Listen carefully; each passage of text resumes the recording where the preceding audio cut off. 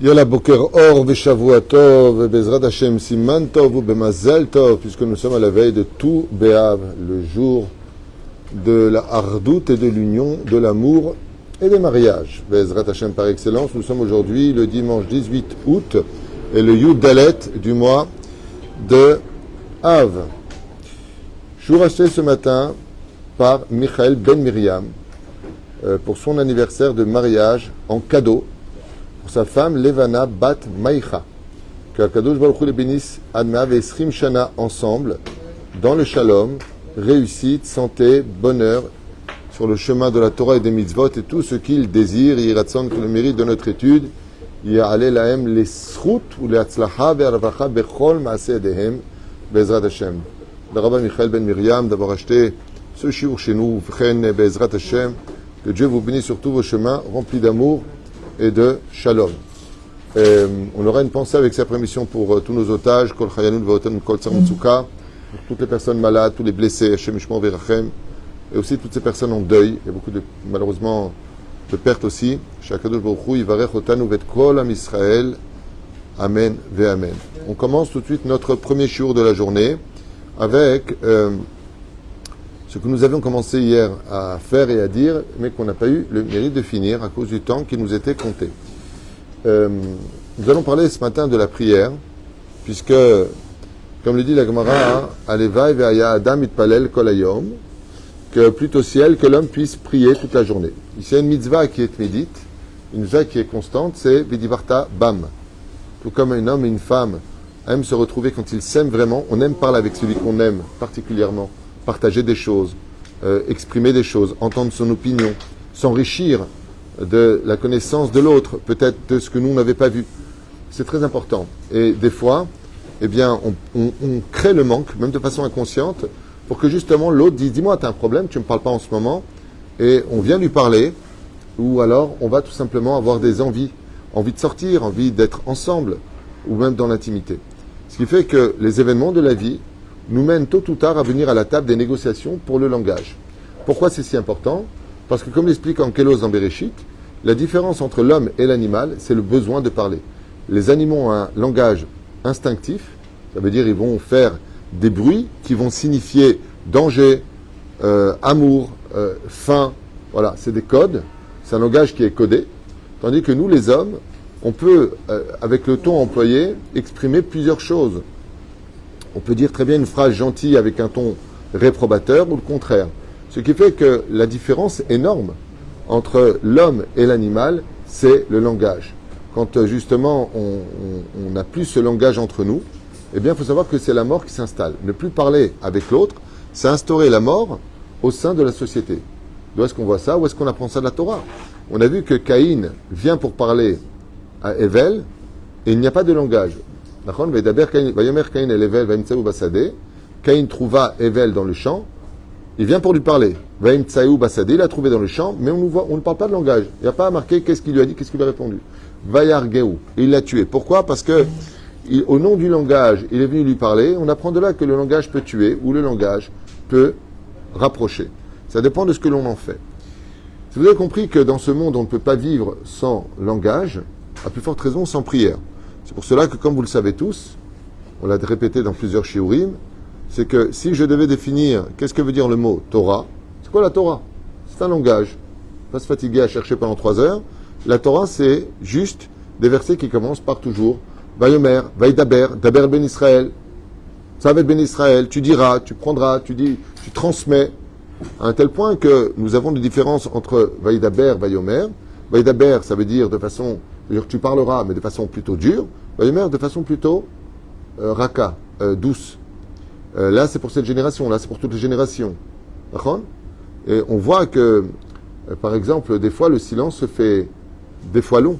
Comme l'explique le rabbi de Lubavitch, quand il s'adresse à Abraham, à 75 ans, Vayomer Asher el Avram, Ben Shivim vechamesh shana. Il avait 75 ans. Tout le monde s'étonne, quoi? Dieu ne lui a pas parlé pendant cette période? Non. Pourquoi? Parce que Dieu n'était pas content de la façon dont Abraham cherchait à connaître Dieu. Il le cherchait par l'intellect. Comme le dit le Midrash, peut-être c'est le soleil, peut-être c'est la lune. Donc tant que tu étais en train de rentrer dans tes comptes mathématiques pour avoir des preuves scientifiques que Dieu existe, Dieu n'est pas intéressé à te parler. Il y a une telle évidence de l'existence de Dieu qu'elle ne peut pas appartenir à l'intellect.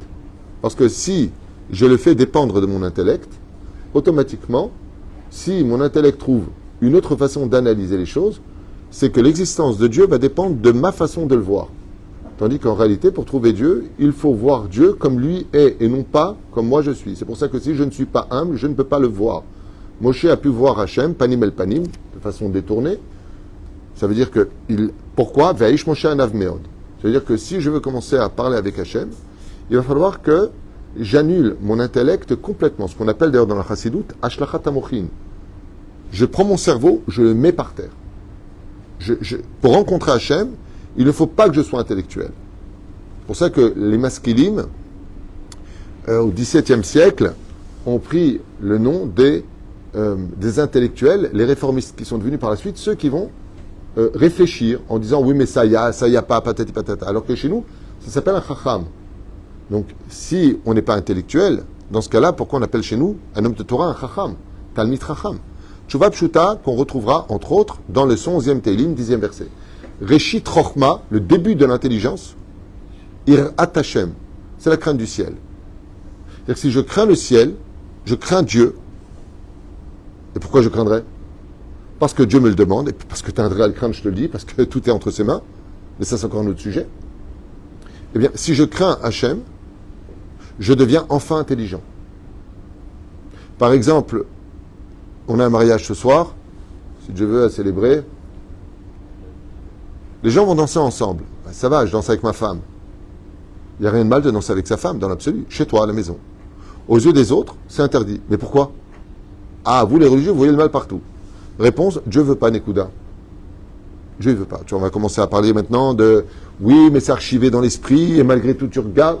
Dieu ne veut pas, il n'y a pas de oui, mais dans la Torah. D'accord? Comme ça, on l'a lu dans cette parachat de Vaitranan. 4 fois que Dieu nous met en garde. Arrêtez de réfléchir, arrêtez de vous prendre pour des malins. Par contre, qu'est-ce qu'on a lu? Kamachacham benavon agadol azé, combien il est intelligent et savant ce peuple-là quand on est dans la Torah. Il y en a un qui a essayé de jouer à cela avec Hachem, il s'appelle Bilam. Ce qu'il a dit, je vais voir ce que Dieu me dit. C'est marrant, cette hypocrisie de ce personnage biblique qui s'appelle Bilam. Je vais voir ce que Dieu... Ah, Dieu m'a dit de pas venir. Pourquoi? Parce qu'il s'est passé pour un tzaddik. Après, si tu veux réussir dans la vie à ce que ton langage passe chez Dieu, tout comme une personne qui te ferait du mal, qui veut te parler, tu veux lui parler? Non. Personne qui te fait du mal. Tu viens, elle te fait du mal. Tu lui dis, regarde, s'il te plaît, c'est ma place de parking, ne viens pas. Il devant tes yeux, il se gare. Je dis, moi, je peux te parler. C'est un dogma. Ça peut être plein de choses. Il te fait du mal constamment. Il te vexe, il t'humilie. T'as envie d'être son ami? T'as envie de l'entendre? Même sa voix, tu peux pas l'entendre. D'accord? Il dit, tout comme toi, tu comprendrais pour toi qu'une personne qui te pique constamment, une personne qui te remet constamment en question, une personne qui doute constamment de tes valeurs, bon, il n'y a pas de problème, passe ton chemin et salut, je te dois rien. Vous êtes d'accord? Parce que là, vous jouez avec des chassidim. Non, pas du tout, moi tu peux, vas-y. Non, ma chez Emet Emet. Tu viens, tu poses ton livre sur la table, tu poses ta veste sur la chaise pour prier, quelqu'un vient et te met par terre. Après, dis alors, ça va, tu veux boire un café avec moi? T'as envie de boire un café avec lui? Non, non, mais à part toi qui es venu chassid ce matin alors que t'as envie de casser la tête à tout le monde dehors. Hein? Ah, un verre d'eau, oui, mais pas plus. Il faut arrêter les délires. C'est que, je me rappelle qu'une fois, tu es venu me voir pour un tout petit truc de travail et tu m'as dit, je suis fâché, je ne sais pas si je reparlerai. C'était ici il y a 1 an et demi, devant la porte. Alors, viens, on soit réaliste et on arrête de jouer les chassidim. On n'est pas tous le rabbi. Il faut avoir un très très haut niveau pour être quelqu'un qui te pique constamment, qui te cherche constamment et qui veut être ton ami. On est d'accord ou pas? Voilà. À part vous qui êtes ce matin tous des chassidim, Shachem verech etrem. Le problème, c'est que je vous connais tous. Ouais. Je peux te dire exactement ce qui est dit les uns vis-à-vis des autres. Ah, moi c'est comme ça, je viens plus là-bas, je vais plus là-bas, lui il m'a pas répondu, il m'a pas fait monter à la Torah, alors moi je veux plus venir. Dès qu'on vous frôle, maman. Allez. La reine, le langage ne peut avoir lieu parce que le langage c'est de la douceur. Sinon c'est de la dispute. C'est là. Ou frère, pour parler avec Hachem, Et arrivé au stade de la tefila, pour parler avec Akadosh Baruch Hu, il faut aussi agir de la même façon. Tu ne peux pas ignorer Dieu. Et je vous pose une question très simple que bien des papas pourraient vous dire, ah oui, quand vos enfants vous appellent, bon toi tu as des petits-enfants, mais papa, tu peux me prêter de l'argent? Papa, tu peux me passer ta voiture? Papa, on peut venir Shabbat? Papa, il ne peut pas y avoir papa, comment ça va? Juste prendre des nouvelles. Ah, il va plus loin, Meir. Papa, est-ce que je peux te rendre service? Est-ce que tu as besoin de quelque chose? C'est tellement beau. D'accord? Mais si c'est constamment papa, papa, have, comme ça dit Zohar Kadosh. Have, mazé, have. Je ne sais appeler Dieu que quand j'ai besoin de lui. Donc on a fait de nous des rois et de Dieu un bouffon. C'est lui le serviteur. La reine, quand on vient pour prier à Kadosh Baruch Hu, il faut avoir cette extraordinaire connotation d'être un ami d'Hachem. C'est-à-dire venir à la prière, c'est comme tu dirais, je vais voir mon meilleur ami. Et sachez une chose, je vous le dis dès maintenant, comme ça vous ne perdrez pas de temps, même si vous êtes souvent ensemble tous les deux. Il faut savoir que le meilleur ami qu'on puisse avoir dans sa vie, c'est Hachem. Le problème qu'il y a, c'est que selon les tendances, selon les expériences et surtout selon les enseignements, chacun voit un ami différent alors que c'est le même. Car Hakadosh Baruch Hu a Shivim Panim la Torah. Donc on peut le voir avec une kippa Sruga, une kippa Rami Dachman, une kippa Lubavitch. Chacun voit, les Lituaniens parmi voient Hakadosh Baruch Hu comme étant un roi de justice. Les Chassidim y voient comme un roi de bonté absolue. Chacun voit Hachem avec son enseignement, sa vision de voir les choses. Et c'est vrai que dans l'amitié, on a un ami, Rabbi Moshe Ederi Zatzal. Je peux vous dire qu'avec moi, il était très très dur, mais que tous ceux qui l'ont fréquenté disaient ah ben avec Rabbi Moshe Ederi, il n'y avait jamais rien de grave. Punaise, on n'a pas fréquenté le même homme. Hein. Moi, je me rappelle qu'une fois, il m'a dit de sa bouche, tu vois toutes ces personnes qui ricanent pour rien, là, un jour, ils transformeront leurs larmes, ces rires, en larmes de douleur. C'est ces mots à lui. Pourquoi? Parce que comme j'étais proche de lui et son élève, il me disait, il faut que tu sois pieux. Donc son langage avec moi, il était différent des autres. Mais il n'avait pas le même langage pour tout le monde. Ça veut dire que... Hein? Ça veut dire quoi, proche? Proche, tu as raison, c'est une bonne question. Ça veut dire quoi être proche? On peut être proche d'une personne parce qu'on va l'utiliser comme un chausse-pied. On veut être proche d'une personne parce qu'on est bien avec lui, parce que Bémet, il nous comprend, par exemple. On a ce qu'on appelle en hébreu un mahane meshutaf. C'est-à-dire qu'on se comprend, lui et moi. C'est très important de les hashlim. C'est-à-dire on est là l'un pour l'autre. Par exemple, tu as eu besoin, il a été là. Maintenant, il a besoin, lui, c'est toi qui es là pour lui. C'est ce qu'on appelle... C'est un peu comme tous ces mariages. Moi, je suis un petit peu étonné quand des gens font l'effort de venir à des mariages, de laisser des enveloppes, et quand eux, ils marient leurs enfants, non, je viens pas. Ça me coûtait une enveloppe, ça va me coûter un voyage, j'ai pas envie, je suis fatigué, j'ai trop mal acheté. Lui, il est venu pour toi. Donc, quelqu'un qui est là pour toi, ça va être là pour lui. Vous avez remarqué que le téléphone, il y a quelque chose d'extraordinaire. Par en haut, tu entends, par en bas, tu parles. Et de l'autre côté, c'est... Tu as compris? C'est-à-dire que quand de l'autre côté du téléphone, c'est pareil. Il faut renvoyer le téléphone. C'est-à-dire qu'il faut renvoyer cet appel. Alors ça s'appelle être bien avec quelqu'un. Même si... Et même si. Ceci étant, nos prières, au fond de nous, je pense que tout le monde aime Hachem. Tout le monde l'aime. Des fois, on est fâché avec lui un petit peu parce que c'est très dur au niveau de la parnassa, c'est dur au niveau du couple, par exemple. Pourquoi moi, j'ai pas de chance? Pourquoi je me suis pas marié alors que lui se marie? Pourquoi lui a acheté une maison alors que je suis là depuis 10 ans avant lui? C'est vrai, des fois, on n'est pas bien, quoi. Et la personne qui était patron se retrouve ouvrier. Mais pourquoi Dieu me fait ça? C'est compliqué d'avoir cette relation qui soit toujours saine et toujours... Mais malgré le fait que des fois, on peut être un peu fâché, comme, on va dire, boudé, ça ne dure pas longtemps. J'ai connu une personne qui, malheureusement, a eu un enfant qui est sorti avec un grave problème. Pendant 1 an et demi, il était fâché avec Hachem. Il venait plus dans la synagogue pendant 1 an. Moi, je l'appelais toutes les 2 semaines, pour rester en contact avec lui, lui poser la question, comment vas-tu, où te sens-tu? Il me disait, non, toujours pas, je préfère prier chez moi à la maison. C'est pas qu'il ne priait pas, hein, mais je suis fâché avec Hachem. Son enfant a grandi, et cet enfant qui a grandi, qui est né avec trisomique, en d'autres termes, c'est devenu son bébé préféré des enfants. Il voit une telle pureté en lui, un tel amour pour lui, qu'il ne peut pas se passer de son enfant. Tout le temps sur ses genoux, tout le temps.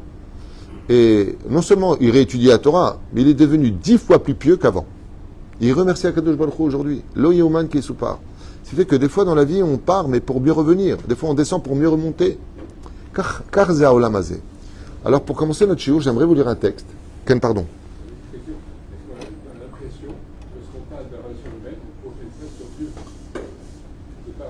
Ben, on voit, plus tu es existant, et plus tu vois Dieu comme un humain. Plus tu es humble et inexistant, et plus tu vois Dieu comme étant Dieu. Je ne sais pas si tu comprends ce que je viens de dire, mais en tant que professeur de philosophie, je pense que tu as pigé. Une personne, par exemple, qui est très rationnelle, ce qui est un peu ton cas aussi, même si tu es philosophe, tu es très cartésien. Par rapport à Manitou, on voit que tu as cette Torah qui est très quand même terre à terre et. Même si c'était un grand Mekoubal. Okay? Aval, en fin de compte, la relation que je peux avoir avec mon Créateur, c'est le miroir de ma personne. Si je suis humble, je vois Dieu humble. Si je suis orgueilleux, je vois Dieu orgueilleux. Si je suis colérique, je veux voir Dieu colérique. Parce qu'on reflète en fin de compte ce que nous sommes à l'intérieur. C'est pour cela qu'il y a marqué « ce qui sort du cœur rentre dans le cœur ». Ça veut dire quoi? Ça veut dire que si je veux que l'autre ait un cœur, est-ce que moi j'en ai un? Je ne parle pas des PN, une fois de plus, eux ils sont exceptionnels, ils sont en marge de la société, les PN. Tu peux avoir autant de cœur que tu veux, ils n'en ont pas, ils n'en auront jamais.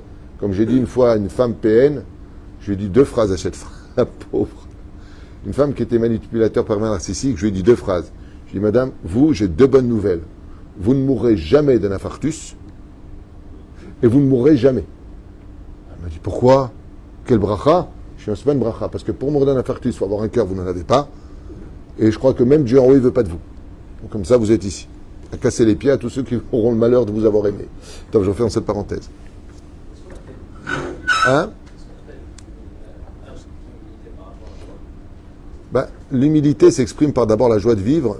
Mais je pense que l'humilité, si je devais, c'est pas un cours sur l'humilité, je le partage avec vous, mais c'est un cours important à mon avis parce qu'il parle de beaucoup de choses générales qui nous concernent tous au jour le jour. L'humilité, c'est quand on est comprendre et d'accepter l'idée que ce qu'on a, on ne le mérite même pas. Donc on ne se plaindra jamais de ce qu'on n'a pas. Ben, je te fais une définition rapide de la vraie humilité. C'est ce que j'ai. Tu es marié, Baruch Hashem, tu as des enfants, tu as un toit, tu as un frigidaire, tu as une voiture, tu as un travail. Bli Ainara, que Dieu te rajoute, ok? Eh bien pour toi, ça, tu ne le mérites pas.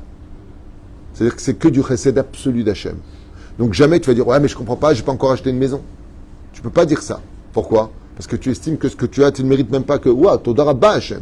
Et si ça te rend heureux, c'est que tu es devenu humble. D'avoir si peu, ça te rend heureux, c'est de l'humilité. Tu verras que les gens orgueilleux ne voient que ce qui manque, que ce qui ne va pas chez l'autre, que. C'est de l'orgueil. Ok?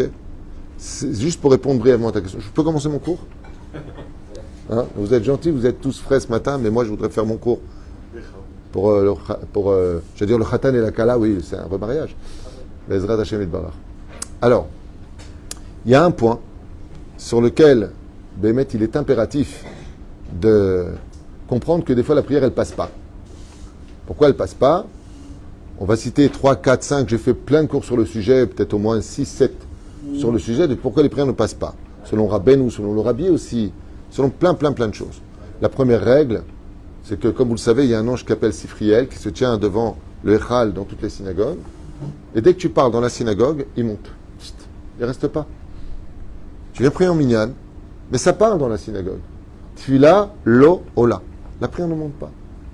La main qui met d'abrim bebet knesset. D'où la fameuse phrase, si tu viens à la synagogue pour prier, pour parler, alors tu iras où? Pour prier. Le Rosh Hadavar, que Béhémet, ce slogan, a toute sa force dans sa signification. Mais d'abrim bebet knesset, la shrina, elle s'en va. C'est caché. Donc, d'où l'importance, tu viens à cette synagogue, tu as envie de parler, comme je l'ai dit d'ailleurs, gentiment hier soir, pendant ce Soudash Shishit, il y avait 2 personnes qui parlaient pendant qu'une personne parlait. C'est un manque de respect. On ne s'arrive pas souvent. Mais j'ai dit, regardez Rabotai, vous avez juste 300 mètres à droite, 300 mètres à gauche de trottoir. S'il vous plaît, veuillez sortir. Ils se sont tus jusqu'à la fin. À la fin, il m'a regardé comme ça, je peux pas dire un mot. C'était mignon. Mais, Tzech la date, Bet Knesset, il faut venir étudier, prier et se taire. C'est pas l'endroit de comment ça va. Tu peux pas, t'as envie, sors. Pas compliqué, sors. Lo bevet Knesset. Surtout pendant le Sefer Torah, pendant le Kaddish, pendant la Chazara. Comment tu peux parler? Chef Bécheket. Sinon, tu empêches la prière de monter. Deuxième chose qui est un vrai marsom, c'est vraiment un obstacle à la prière devant Hachem, c'est tout ce qui touche à la débauche sexuelle. Dès qu'on parle de Brit Mila ou de débauche, automatiquement, ça fait une muraille de ciment qui empêche les prières de monter. Une troisième chose, toutes ces personnes qui parlent pour rien dire. C'est-à-dire que, oh ouais, je viens à tout à l'heure. Il ne vient pas, il ne prévient pas. Il ne donne pas de valeur à ses mots. Puisque tu ne donnes pas de valeur à tes mots, mida et kenegen mida lo batla. Et la quatrième, il y en a plein d'autres, je ne vais pas faire un cours sur la prière, dans ce domaine, juste pour commencer mon texte. Et une des choses les plus essentielles qu'il nous écrit le roi David dans son 145e Teilim, Karov Adonai lechol koreav, lechol asher ikrahuhu be'emet. Si tu invoques vraiment Dieu, mais vraiment Hachem, et on l'a vu avec Hana, pourquoi est-ce que Pnina a passé son temps? Pnina, c'était la concubine de Elkana dans Shmuel Aleph, qui avait deux femmes, Hana et Pnina. Nachon? Comment se fait-il que pendant 19 ans elle était stérile, alors comme vous le savez, dit la Gemara, Dieu aime les prières des femmes qui sont justes. Très bien.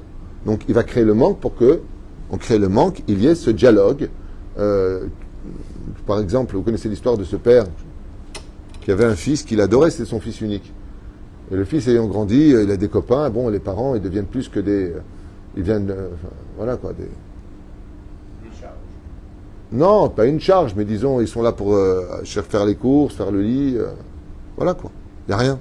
Il n'y a pas de complicité. Alors, qu'est-ce qu'a fait le père? Il a fermé la chambre de son fils, il a mis la clé dans sa poche. Le fils arrive, salut, pas! Comme ça. Salut, pas!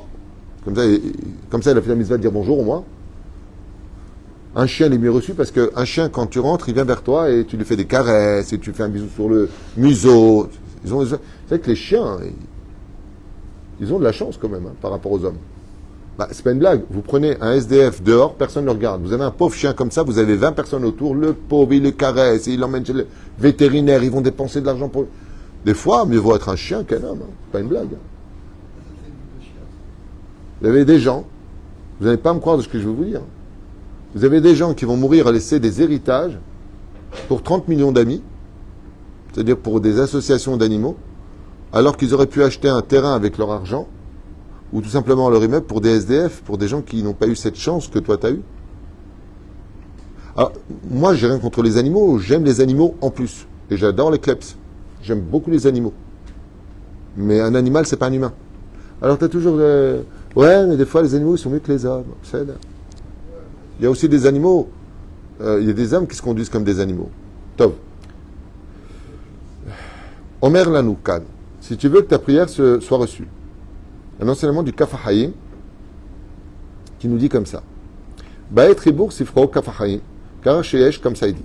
Donc on arrive, ta.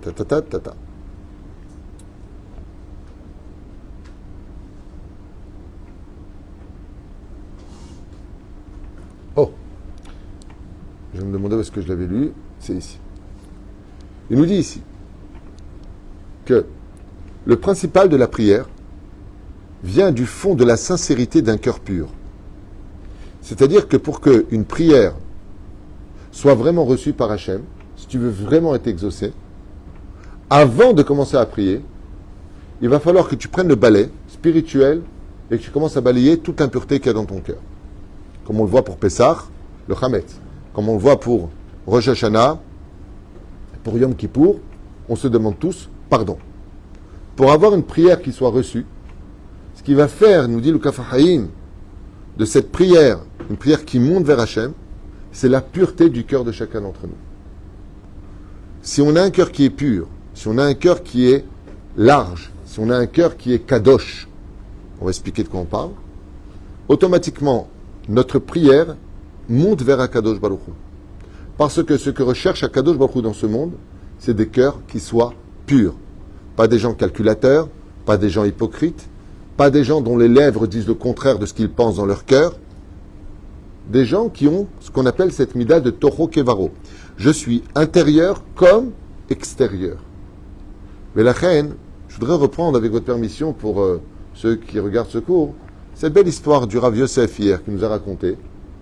J'ai bien aimé son histoire, donc certains étaient là, d'autres n'étaient pas là, de ce mariage où la Kala, tu me reprendras si je ne me rappelle pas bien des détails, que la Kala, avait toujours rêvé d'avoir un chanteur chassidique très très connu, une star des chants chassidiques, et qui a organisé donc son mariage d'une famille extrêmement aisée. Donc on peut imaginer les mariages. Moi j'ai fait des mariages où il y a eu des décorations à $100,000. Une fois j'arrive comme ça, je fais pour faire une choupa, je vois 18 personnes en train de mettre des fleurs. 18 personnes, des camions de fleurs. Ouais. J'ai posé la question, mais pourquoi autant de fleurs? Je veux dire, il y a déjà des fleurs dehors. 70 000 € de décoration. Il y a des gens de Baruch Hashem. Faut bien que l'argent serve à quelque chose, tu me diras. Vous freinez 70 000 € de fleurs. En plus, je lui dis, ça sert à rien ce que tu as fait parce que le mariage est avant la shkia. Le jardin n'est pas forcément éclairé, ce qui fait que dès qu'on aura fini la choupa, ils reviennent, personne ne verra tes fleurs. Il m'a dit, oh, j'ai pas pensé à ça. Top, l'homme est chané. Hein? Et donc, elle, qu'est-ce qu'elle a voulu? Elle a voulu ce chanteur. Le chanteur arrive, et voilà qu'il se rend compte que le mariage est mélangé. Et un homme de Dieu, un homme qui craint le ciel, il ne peut pas, hasve shalom, être un obstacle à la kedusha. Et qu'est-ce que fait donc ce chanteur? Il descend voir le khatan et la kala, il leur dit qu'il s'excuse, mais qu'il doit annuler son concert. Il ne pourra pas chanter parce que tout est mélangé. Le père de la kala, qui était très très en colère, bien entendu, n'a pas hésité à faire venir dans ses conviés ses 2 avocats. Et les 2 avocats lui ont dit, vous avez signé un contrat, vous vous êtes engagé, le mariage commence. Si vous refusez, ça va vous coûter extrêmement, extrêmement cher. La kala a explosé en larmes. Et voilà que, moi aussi, qu'est-ce qu'a fait le chanteur? Il a appelé son rave. Et il lui a posé la question. Et son rave, en guise de réponse, l'a béni. Il lui a dit, ce que tu fais est très bien, mais vadaï que chas vesham, tu ne dois pas céder. La seule chose que je puisse faire pour toi, c'est Bezrat Hashem, levarech otra mikol abrachot. Que Dieu te bénisse sur tous tes chemins, de rester fidèle à la Torah malgré la pression qui est sur toi. Qu'est-ce que fait ce chanteur? Il vient voir le père de la Kala et de ses 2 avocats. Il lui dit, je vous propose un deal. Il met là, il y a un DJ. Moi, je prends sur moi un peu comme Bar Kamsa et Kamsa. Je vous paye toute la soirée. Et vous me laissez partir sans procès, sans problème. Le père, il a regardé les avocats, ils lui ont dit, c'est un bon deal. Ils lui ont fait le calcul de la décoration, des invités, du dessert, du gâteau, jusqu'aux danseurs, jusqu'au spectacle. Il a payé l'addition, ça lui a coûté tout son argent. Il s'est ruiné pour payer un mariage, tout simplement pour refuser de faire de la musique et chanter alors que c'était mélangé. Pour ne pas être un obstacle. Hein? Oui, il leur a dit de se séparer, ils ont dit non. C'est notre mariage, tu ne vas pas nous dire quoi faire. Il dit, mais moi, je suis chassid, quand on demande un chassid, il ne va pas chanter pour que ce soit mélangé. Ils lui ont dit, il ne faut pas être fanatique. C'est-à-dire, peu importe. Quoi qu'il advienne, kachaya matzav. Et donc cet homme-là, ce chassid, qui est très connu, a payé tout le mariage. Voilà que 1 an et demi passe. Et écoutez bien cette histoire, elle a quelque chose. Si je la raconte maintenant, c'est parce qu'elle est en lien avec elle est complètement en lien avec notre sujet d'aujourd'hui, le cœur pur. Comme pour ce khatan et cette kala, ces mariés qui fêtent leur anniversaire de mariage, pour lequel la plus belle des bougies, c'est l'amour qu'ils ont l'un pour l'autre d'un cœur pur et sincère. Eh bien, écoutez bien, 1 an et demi plus tard, il reçoit une invitation pour lequel, c'est, je crois, le Pidyon Aben ou la Brit Mila? C'était le Pidyon Aben, hein, c'est ça? Pour le Pidyon Aben. Donc, elle a eu un bébé, Baruch Hashem, ils ont fait la Brit Mila et le Pidyon Aben. Et son invité d'honneur, c'est ce chassid. Le chassid, très étonné, reçoit cette invitation en tant qu'invité. Il arrive là-bas sur place, il est reçu par le khatan et la kala. Et là, sa grande surprise, il voit le khatan avec une kippa noire sur la tête et la kala avec un kisouï. Chazrou bitchouva. Et alors qu'il était là, la femme prend la parole et elle dit comme ça combien elle s'excuse d'avoir créé un tel désarroi. Écoutez bien la phrase qu'elle dit. Elle dit, après le mariage, quand on a réalisé que cet homme-là, qu'on a loué, que nous, on devait payer une fortune pour chanter, et qui nous a payé tout le mariage pour ne pas qu'on danse ensemble, mais qu'est-ce qu'il y a dans la Torah pour qu'un homme soit prêt à perdre tout ce qu'il a gagné? Qu'est-ce que c'est la Torah? Et donc, elle explique qu'elle est partie avec son mari, étudier pour la première fois Les cours du Rav Twitou, bon, c'est pas ce qu'il a dit, hein, c'est moi qui rajoute. Pour la première fois de sa vie, ils sont partis voir qu'est-ce que c'était la Torah. Et quand ils ont goûté à l'étude de la Torah, au halachot de la Torah, il a dit, grâce à ce que tu as fait, ça nous a tellement fait un choc, quoi, Béhémet. Bon, ils ont mis un DJ, just one for the morning and two for the show, ok. Ah ben en attendant, comment est-ce qu'un homme, il peut refuser à ce point-là? Bon, vas-y, fais ton show, qu'est-ce qu'on a à faire exceptionnellement? Ça les a tellement choqués de voir qu'il a payé l'entité de la facture entière. Qu'ils sont partis voir. Mais qu'est-ce qu'il a étudié que nous, on n'a pas vu? Vechazrou b'tshuva. Grâce à lui. Les deux ont fait tchouva. Pidyon Ben, Dvar Torah. Et Baruch Hashem, comme elle était la fille d'un homme multimillionnaire elle-même, ayant hérité d'une grande fortune, au moment où partait le chassid, elle lui a dit, voici la somme exacte de votre dépense. Elle lui a rendu la totalité de la somme de son mariage, Vegam Zachou Larzor Bitshuva.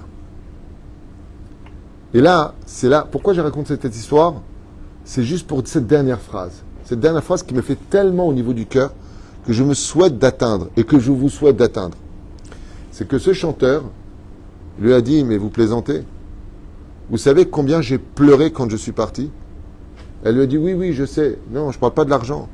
L'argent, je me suis consolé au bout de quelques jours. Mais je ne me suis jamais consolé que ce soir-là, j'ai fait pleurer une kala. Je suis parti tellement triste. Comment je peux partir? J'ai fait pleurer une kala. J'avais raison de ne pas vous faire danser ensemble. Mais je vous ai vu en larmes.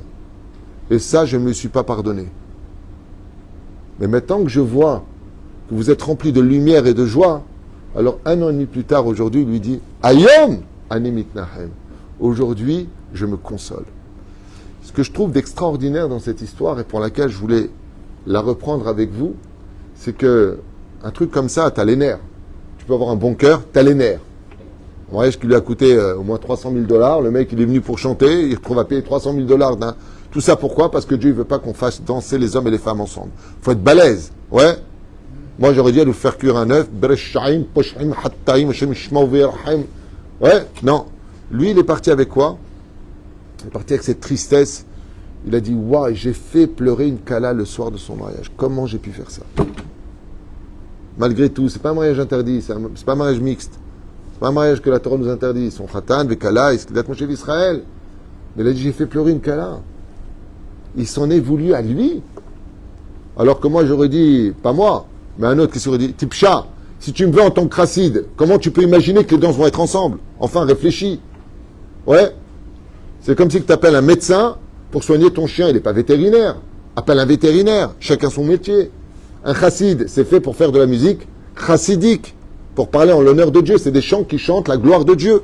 Donc tu ne vas pas me faire la faute du veau d'or. Et lui, la seule chose qu'il a retenue, c'est j'ai fait pleurer une kala. Et quand j'ai entendu cette histoire hier de la bouche du Rav Yosef, j'ai dit, waouh, c'est exactement ce que j'ai étudié ici au nom du Kaf Haïm. Michel Eshlo, celui qui a un cœur pur. Parce que pour penser comme ça, il faut avoir un cœur pur. Impossible d'avoir raison. Vis-à-vis de Dieu, il a raison. Vis-à-vis de son métier, il a raison. Et je n'ai même pas compris, il aurait pris des avocats, il les aurait déchirés, vous plaisantez ou quoi? Faites venir un chassid. Est-ce qu'une seule fois, vous avez une vidéo de moi, puisque tu me connais en tant que chanteur, où tu m'as vu faire devant des hommes et des femmes mélangés? Il a dit non, je ne veux pas aller selon les tribunaux goy, les tribunaux laïcs. Ne m'attaquez pas, je suis prêt à payer. Je n'ai pas de problème. Ezek Doucha, quel cœur aussi large qu'un océan, qui en plus a eu pour seul regret, mince, j'ai fait pleurer une kala, je ne me le pardonnerai pas. Quand il a vu avec son kissou, Kamaï Samcha, et qu'en fin de compte, ces larmes qu'elle a versées aujourd'hui sont des larmes de Gdusha, des larmes de joie, Itnahem. C'est pour cela que combien même on peut être religieux, la question c'est de savoir, même si tu es pratiquant, est-ce que ton cœur à l'intérieur il est pur? Est-ce que chaque fois qu'on t'embête, tu nettoies ce cœur? Est-ce que tu enlèves ces grains de sable qui bloquent le rouage du mazal? Est-ce que tu es capable de pardonner? Est-ce que tu es capable de laisser tomber? Est-ce que tu es capable d'avancer? Je me souviens, il y a très longtemps de cela, quand je me suis installé dans cette ville, il y a une personne qui m'a fait beaucoup de mal ici. Il n'y en a pas une, il y en a plusieurs. Et Cette personne-là avait volé une somme d'argent très conséquente et importante pour la Hamouta. Presque dans les 80 000 $. C'est pas rien. Elle les a pris, peu importe. Je suis parti voir mon Rav, parce qu'il y a Rav Twitou, il y a aussi David Twitou. Je suis quand même humain, j'avais les nerfs. Je suis parti voir mon Rav, assez les Chara. Et mon Rav m'a dit, tu sais quel est ton problème? Tu as pris à cœur. Je lui ai dit oui. Il m'a dit Assour. Tu veux m'écouter? Oublie tout ça. Oublie. Laisse dans les mains d'Hachem. Toi, va faire grandir la Torah à Ashdod. Ashdod, Esh David. C'est les paroles de mon Rav. Je vais le voir à Jérusalem. Oublie qu'il n'y a jamais eu ça. Il n'y a rien. Ce que veut le Yetzer Hara, c'est que tu passes ton temps à l'être marmer, c'est-à-dire ressasser. Et moi, ce que je voulais, c'est même quitter la ville. Je dis, alors si c'est comme ça, Ashdod, j'ai rien à faire ici, moi. Ouais. Mon Rav, il m'a dit, non seulement tu restes, tu ouvres cette synagogue, et aujourd'hui, grâce à Dieu, regardez combien sont sortis Rabbanim, Dayanim. Combien Chazrou Bitchouva dans ce petit endroit jusqu'à ce qu'on monte notre bâtiment. Combien? Shamati Bekolo. Il m'a dit, enlève la poussière de ton cœur. Ne perds pas ton temps avec les mouches. Avance. Ni tu regrettes ce que tu as fait. Shum davar, tit kadem. Garde ton cœur pur. Itpalalti les boré olam. J'ai prié le Créateur du monde que Behemet, on avait quelques avrichim au début, on est passé à 15, on est passé à 20, on est passé à 30. Palalti les boré olam. Si tu veux acheter du pain, il faut le payer. Si tu veux que ta prière soit reçue, alors nettoie ton cœur. Ken? Si la condition de la prière, c'est la pureté du cœur, on comprend que Hana a besoin Oh non. Alors justement, tu as bien fait de me reprendre. C'est que, pourquoi Pnina a poussé Hana à prier? Parce qu'elle ne priait pas de tout son cœur. Elle avait de la Ogmat Nefesh. Et elle lui a retiré cela. Elle l'a poussé à ce que son cœur soit exprimé 100% par ses lèvres. C'est pour cela, chers amis, que si vous voulez vraiment qu'une prière soit reçue, priez de toute votre âme, vraiment, de toute votre âme. Mais avant, vérifiez bien qu'il n'y ait pas de poussière dans votre cœur. Ça devient un prétexte. Non, On n'est pas dans le texte. ça devient un nègre. Alors c'est pour ça qu'avant de lire le texte, ah, il a fait, mais de l'aïdbo des doutes, c'est fait pour ça. Tu viens de donner la raison finale. Il faut d'abord de l'aïdbo des doutes avant d'aller prier. C'est pour ça que la Gemara nous dit dans Brachot, Chasidim Rishonim ayu shoim sha'achat lifnei tfilatan. 1 heure avant, il faisait de l'aïdbo des doutes pour justement retirer toute contrariété du cœur avant de parler à Hachem, pour venir avec un cœur pur, car un cœur qui s'est vidé des autres ne peut se remplir que de la volonté d'Hachem. Baruch Adonai le'olam amen ve'amen ve'yom ledet sameach.